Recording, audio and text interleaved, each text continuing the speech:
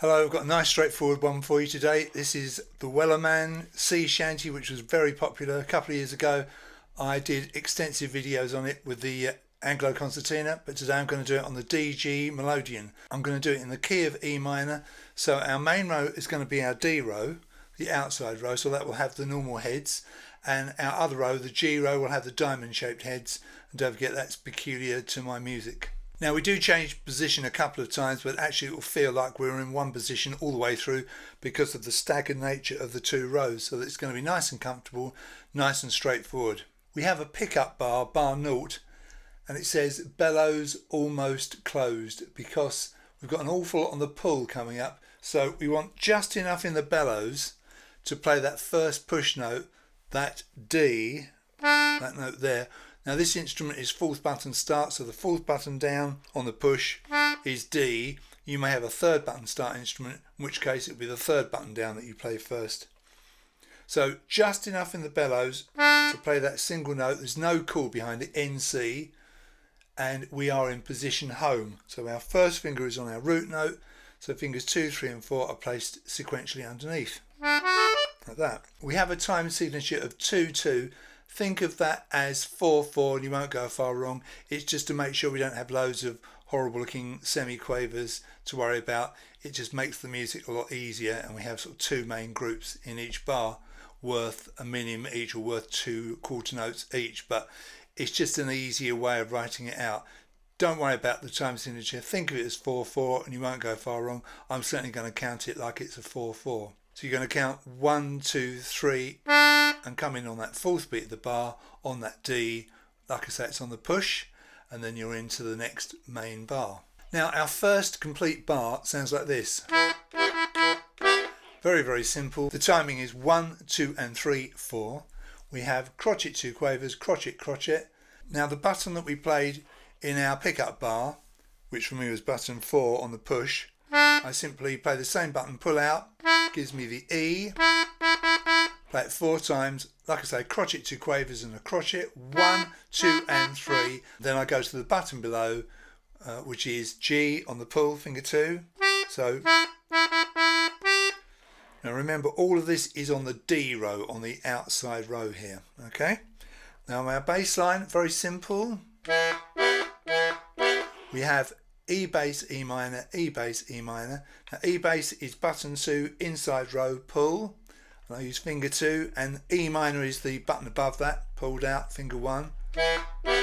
It's very usual to have chords written with a lower case, but I think minor chords look a bit weird like that. So I give minor chords an upper case letter, and we know it's a chord because it's got the M for minor.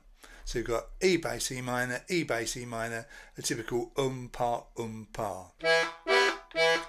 Everything on the pull, very straightforward. So from the beginning, remember bellows almost closed, just enough to get that one push note. And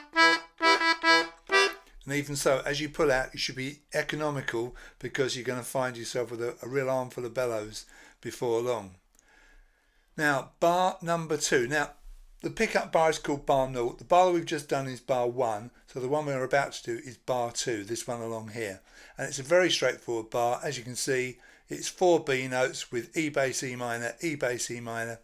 So in the position we're in, finger 3, still pulling. There's 4 crotchets as you play. Couldn't be much more straightforward, could it? So from the pickup bar to the end of bar 2, we've got this. Close the bellows up, remember? So 4, 1, 2 and 3, 4, 1, 2, 3, 4. In case you're not sure, these numbers by the heads of the notes are the right hand fingers. It's more usual to put the fingering on top or underneath. I put it by the head of the notes. I think it's much easier to see in that way. Again, that's peculiar to my music, but I think it works really well. So we've done the pickup bar and the first 2 main bars. Let's drop down to bar 3 now. Now, this looks a bit more interesting, doesn't it? We've got loads of diamond headed notes here, so we know we're going to be playing those on the G row, on the inside row.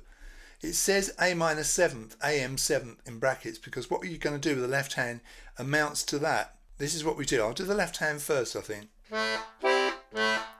we have an A bass followed by a C chord, an A bass, a C chord on the pull.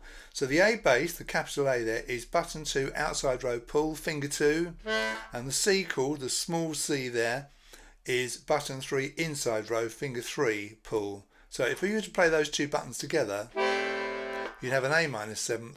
All we're doing here is splitting that apart for our pa, pa. Now you can get that C chord on the pull and on the push. If I ever want it on the push, I put an asterisk by it. No asterisk here, so you know it's on the pull. So that's your bass line for bar 3. Now the right hand, like I say, is on the G row to start with. Now we have C, A, A, A. We're still in position home. So C, A, A, A, 1, 2 and 3. So crotchet, 2 quavers, crotchet. And that's buttons 5 and 4 for me, but if you've got a third button start, it'll be 4 and 3. And then at the end of the bar, you go back over to the D row, finger 3, still pulling, and that's the note B. And then we come back to the G row for the C, finger 2 that we started on. So crotchet, 2 quavers, crotchet, 2 quavers. We're going to count it 1, 2 and 3, 4 and. Put that with the bass line. Notice we're still pulling out, so like I say, be economical as you pull out. Don't lunge too much, otherwise you might well run out of air. We are still pulling. We're going to come back to the D row for that note of B, finger 3, and we're going to do something that's a little bit awkward. We're going to come inside to the G row. Can you see a little finger sort of tucks round the back of finger 3 for this note of E? Now I could have got it there by going down 2 buttons, but I opted for this way of doing it. And then I return to that B. Now the timing is quite tricky here. We count it 1 and 2, 3, 4 and. Let me explain that. The 2 quavers at the beginning, the B and the E, we count that 1 and, okay? Then we've got the B crotchet, which is on beat 2, so 1 and 2. Then we've got the dotted crotchet B, which is on beat 3, so 1 and 2, 3. Now the dotted crotchet lasts for the whole of beat 3 and half of beat 4, and the final B comes in on the end count of 4. So we count it 1 and 2, 3, 4 and. If you don't know, a dot to the side of a note or the side of the head of the note increases the value of that note by half as much again. So that dotted crotchet there is kind of 1.5 beats. So the whole thing, and it's your old friend E bass, E minor, E bass, E minor. So let's play those 2 bars, bars 3 and 4.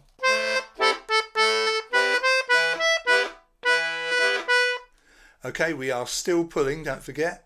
Bar 5, we've got 4 crotchets, E, E, E, G. So finger 1, finger 1, finger 1, finger 2 in that position with the E bass and the E minor chord. And then 4 Bs in bar 6 as we play E bass, E minor, E bass, E minor. So apart from that first note, which was on the push, everything has been on the pull so far. Now that's too much to get in on the screen, so I'm going to go from my printed music and you'll see the bars scrolling along at the top. So get yourself sorted out, get comfortable. First finger on the D, bellows almost closed. Let's play our pickup bar now, first 6 bars.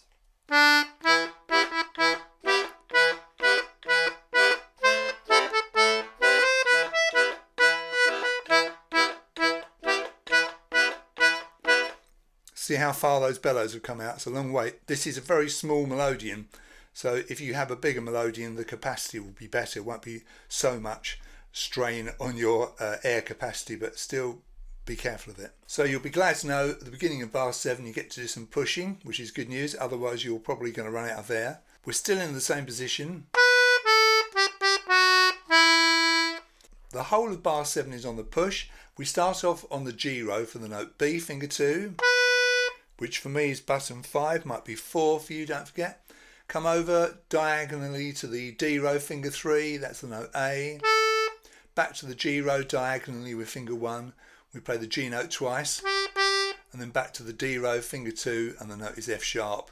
All runs beautifully, interlocking, feels really nice. We've got crotchet, crotchet, 2 quavers, crotchet. 1, 2, 3 and 4. Now, played along with that, we have B bass, B chord. Now I'll show you how it works on my Melodeon.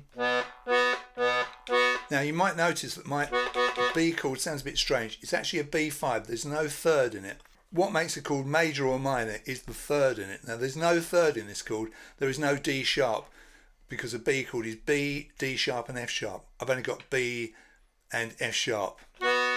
So this chord is both major and minor. Now it won't matter if you've got a B minor chord there or a B major chord. From the factory, Melodeons often come with a B major. If you've got a B major, it'll be fine. You're not playing any D's in this bar, D's or D sharps. It won't matter if you've got a B5 like I've got, or a B major or a B minor. And the bass line, like I say, B bass, B, whatever chord it is, for me it's a B5. I've just written it as a B major. Just a little B in Melodeon music is B major, by the way. And it's buttons 2 and 1, inside row on the push. 1, 2, 3 and 4 on the push. And then in bar 8, the last bar of the A part, we've got, now we have an E, which is our root note, if you like.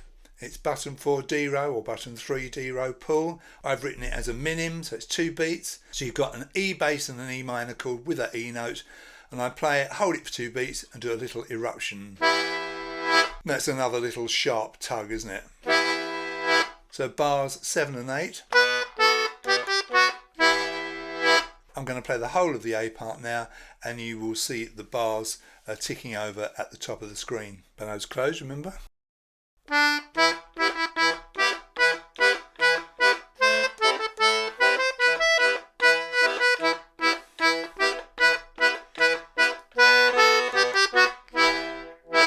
So that's the A part done. Let's move on to the B part.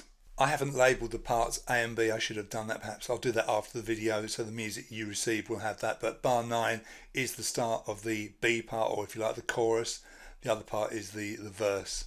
Now, this is starting on the pull. I think here probably there's no shame in having a little gasp, using your air button and push the bellows in to start bar 9. Otherwise you could well run out of air here. So don't worry about that. Sometimes you just have to do it. It's not ideal, but sometimes there's no way around it. You have to have a little huff of air, and so what, it doesn't matter. So we're still in our position home. We're on the G row, finger 3, diamond head. The note is E. For me, it's button number 6. It could be 5 for you if you've got a third button start. We've got a minim and then a dotted crotchet. And then we go to the button above for the note C for the final quaver, which is finger 2. So how do we count now? We count 1, 2, 3, 4 and... Now the minim, it looks a bit weird, isn't it, with the diamond head, but it is a minim. It's an open note, so it's a 2-beat note. So this note here, this first E, lasts for beats 1 and 3. The dotted crotchet E, same note, it's the same note, but it's got a filled in head. That comes in on beat 3, it lasts for the whole of beat 3 and half of beat 4, and then this final C here, finger 2, is on the end count of 4. So it's 1, 2, 3, 4 and. Okay, 1, 2, 3, 4 and. The bass line here is C bass C chord on the pull. It's buttons 4 and 3 on the inside row, and I use fingers 4 and 3. Straightforward pa. Notice how the right hand notes line up with the bass. The E minim comes in with the C bass, lasts for the whole of the C bass and the C chord. And then the dotted crotchet E comes on the next C bass. Then you have the C chord on its own.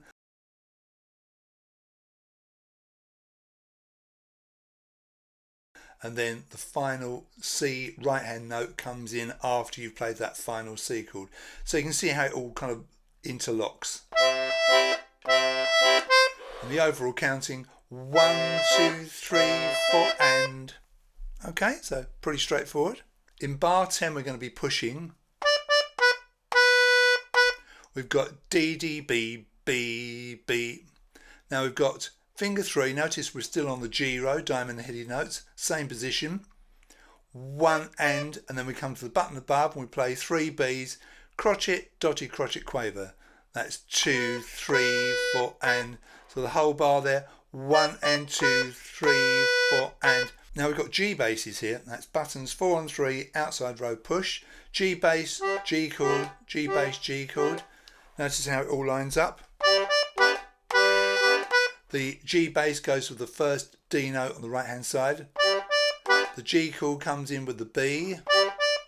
The G bass comes with the dotted crotchet B, and then the final G chord comes before you play your final B note on the right hand side. Again, watch the way it all interlocks, it's all lined up perfectly.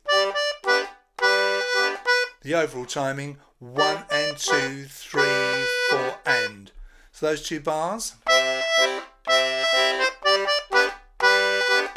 Now in bar number 11 we're going to play everything on the G row. On the pull we've got C, A, C, finger 2, finger 1 and finger 2 again, crotchet, crotchet, quaver, quaver, crotchet. So 1, 2, 3 and 4.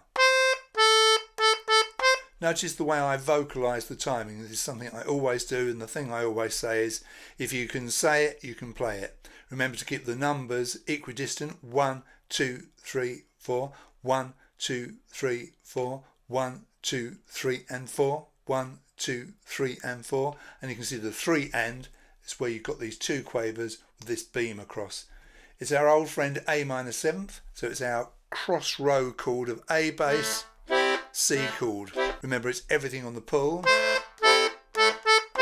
Okay, so that's bar 11. Still pulling into bar 12. Still on the G row to start with, we've got E, finger 3, and then we change position to play this B. It won't feel like a change of position, but because we're coming from the G row over to the D row in this reverse diagonal, it's going to be a change to pos +1, where your fingering is down 1 position from where you started. But like I say, it won't feel weird, it won't feel like a change. And we have the note B on the pull, 2 crotchets. And notice the final beat of bar 12 is a crotchet rest. This funny little, I call it an upturned seagull. And it's on the 4th beat of the bar. So you can see the pos +1 over this B here. And the bass line E bass, E minor, E bass, E minor. So that bar. So let's play bars 11 and 12. Don't worry if you happen to sustain this B like a minim, it won't make any difference at all. Let's play the first 4 bars of this second page, if you like, the first 4 bars of the B part. You'll see the bars are ticking over at the top again.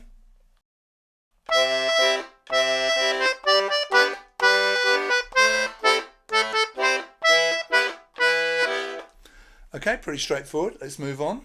Now bar 13 is similar to bar 9, but the timing is a bit more straightforward. You've got E, E, C, C, before you had E, E, C. Okay, so it's the same notes, just different timing, C basses. It's on the G row, diamond heads. So 1, 2, 3, 4 and, okay, minim, crotchet, 2 quavers. C basses and C chords on the pull. And bar 14 is similar to bar 10. It goes like that, even more straightforward. 2 quavers, 3 crotchets. D, D, B, B, B, fingers 3 and 2 on the push, all on the G row with the G basses. And bar 15 is similar to bar 7. Bar 7 went like that, but bar 15 more straightforward. It's your interlocking G row, D row, G row, D row, B, A, G, F sharp. This time all as crotchets with your B bass and whatever B chord you've got twice. And then the final bar, the E minim on the D row with the E bass and the E minor chord, that's the same as bar 8. And then you can repeat the tune as many times as you like. I'm going to play that second page, the B part if you will, and you'll see the bars at the top.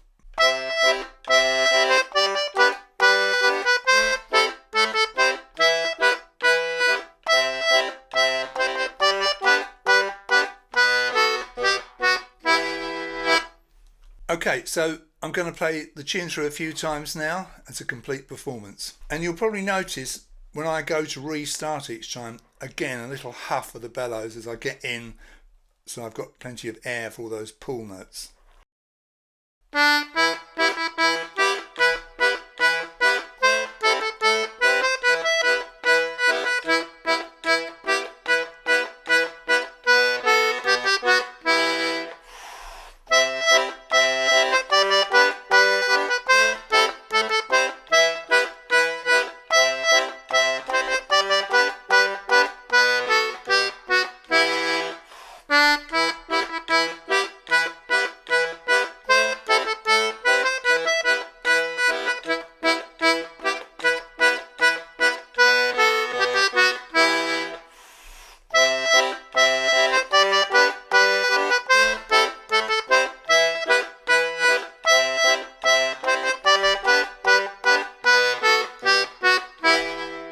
Now it is such a struggle on this Castagnari Lily that I'm going to play it through on my Dino Baffetti, which has got bigger bellows, just to show you how much easier it is if you've got bigger capacity.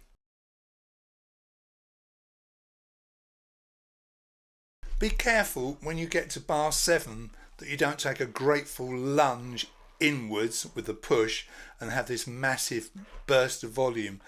You'll be so grateful that you've got some notes on the push, you might be tempted to really push hard. So just try and relax there and maybe use the air button there to get the bellows in.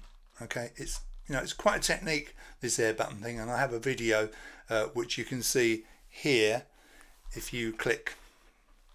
And the trick, I guess, is to be as, like I say, I keep using this word, as economical as possible as you do this bit.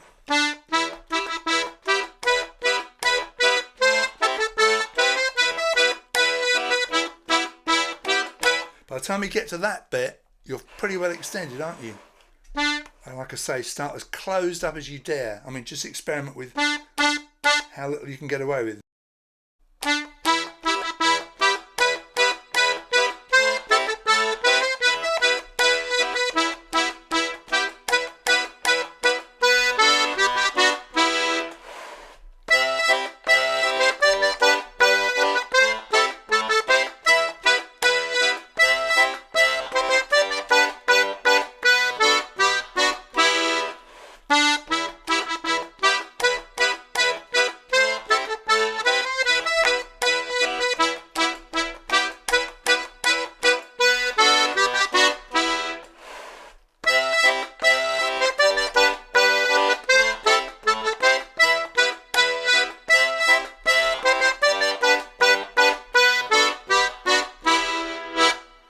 One thing that I found helped me there was on bar number 10 going to bar 11, from the B here at the end of bar 10 to the C at the beginning of bar 11, I'm going to put in a dagger symbol in a moment, meaning that I play it like this.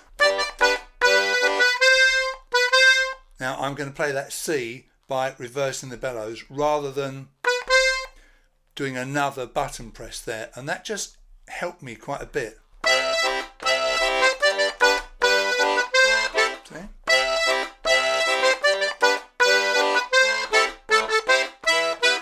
I often find during the course of doing a lesson I discover bits and pieces that make my life easier as a teacher and a player, and there's a glorious example, and by the time you get this music there will be a dagger symbol under this C here at the beginning of bar 11. At the end of bar 8 it's a good idea to use your air button and get the bellows right in. It won't matter if you close them up completely, because the first note of bar 9 is a pull, so you can really buy yourself some air there. Yes, you will have that kind of whoosh of air there, but I don't think it matters.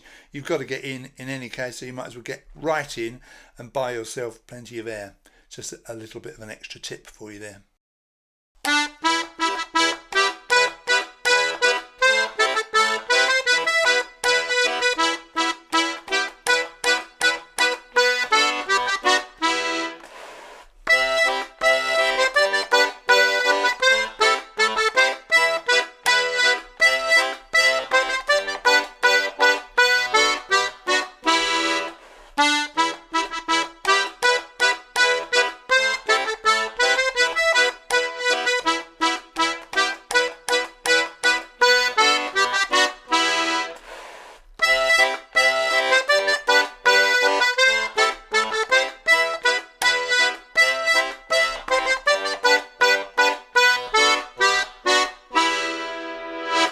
So there we are. Great little piece, lovely and tidy. Sounds fantastic. I don't think it's too hard. Hope you enjoy playing it, and you'll see me in my next video.